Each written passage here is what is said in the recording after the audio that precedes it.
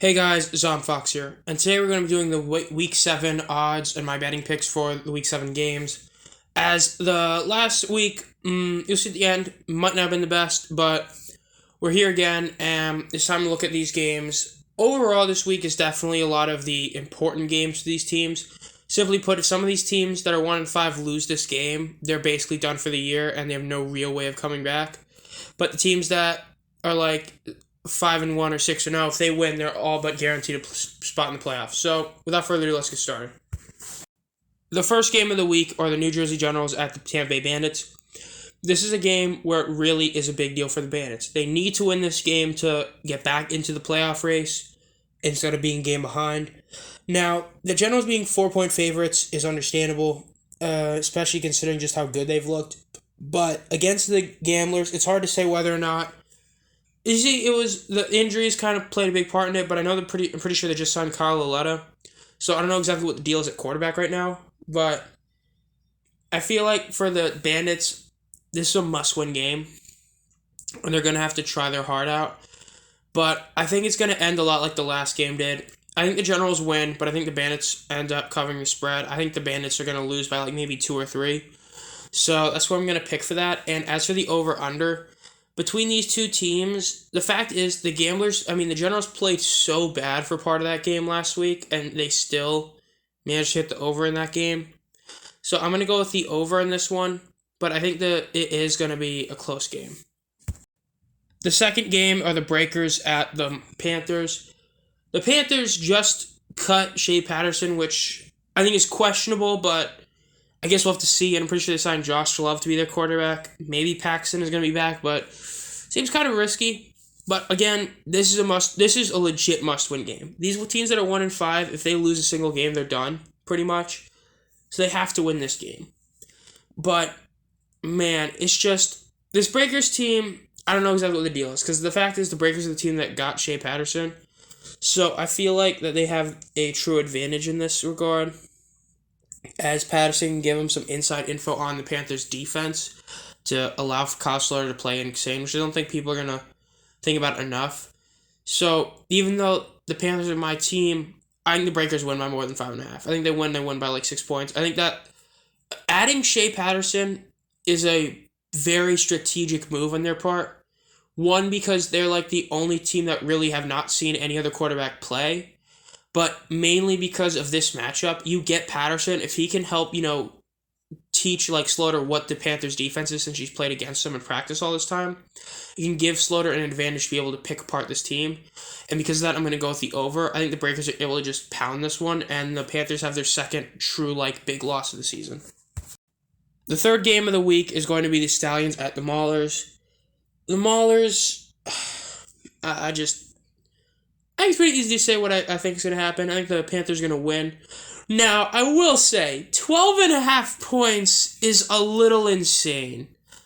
I mean, I'm just saying, they're minus 909 to win this game. I mean, you bet $10, you literally, in terms of what you gain, is $1.10. That's insane. But dude, I'm pretty sure when the Generals played them, they were only 9-point favorites. This is one of those where you look at it and you're just thinking there's no way that's actually the amount. Man, this one's hard to look at. It's just, dude, this Maulers offense is so pitiful. But I'm gonna go again. I think the Stallions win, but I do think the Maulers are able to cover the spread. I cannot see them lose by more than 13 like this, especially with Vadley getting another true start for him.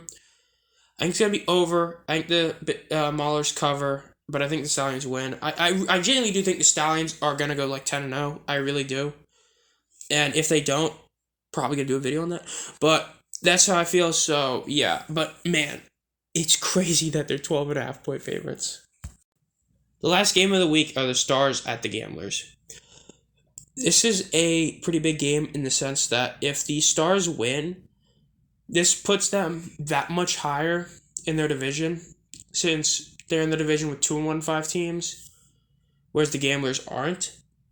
So the Stars winning this is going to almost lock their playoff spot up, whereas the Gamblers, they're still far back. I don't feel like this is as important for the Gamblers because I think the Gamblers are to a point where they're so far back in the division due to the fact that there's 2 teams ahead of them by 2 or more games. I don't think they're going to be able to play with the same strength. That being said, when you have Chris Odom in defense and he's able to basically carry your team into almost beating the second best team in the entire league in the Generals, like pretty much by himself, he almost beat the Generals. It's kind of hard. That being said, though, I mean, the Stars have seemed to be getting a running game going. And if Brian Scott ever comes back, dude, I haven't been keeping up with Brian Scott's stuff because, I mean, I'm just waiting to see, but I think the Stars win this game. I think they do cover the spread. I think they win by more than 5 points, or more than 4.5 points. I think the Stars are going to win this game by a decent margin. And I know that, like, seemingly it's been, I think, 8-0 or something like that. It's either 8-0 or 7-1 for the over in the last 2 weeks. But I just, with this game, I'm going to go with the under. This would be my pick for it to not hit, and I think it might be under. Just because I think that the Stars' offense won't be able to do what they want to because of Chris Odom, but I just don't think the Gamblers are going to be able to do that much. I mean, it's hard to say that as well because, dude, the Gamblers seem to lose in the last play every time, but hey, last second touchdown when the game was tied is still more than 4.5, so yeah. So overall, took a hard L last week. We're now 13-11, 10-14, 11-13, compared to last week where we were like 11-9, 10-10, 9-11. Yeah, I literally went 0 for 4 on my spread picks, but I went 50-50 on my money line and 50-50 on my over-under. So I'm now sporting a genuine negative record, but I feel like this week could be better.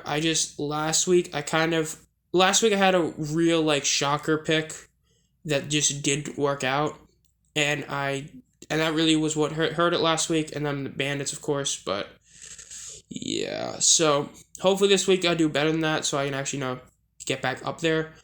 But I guess we'll have to wait and see. This has been Zom Fox. If you enjoy this content, want to be notified as soon as I upload any videos, make sure to subscribe and hit the bell. And as always, have a great night.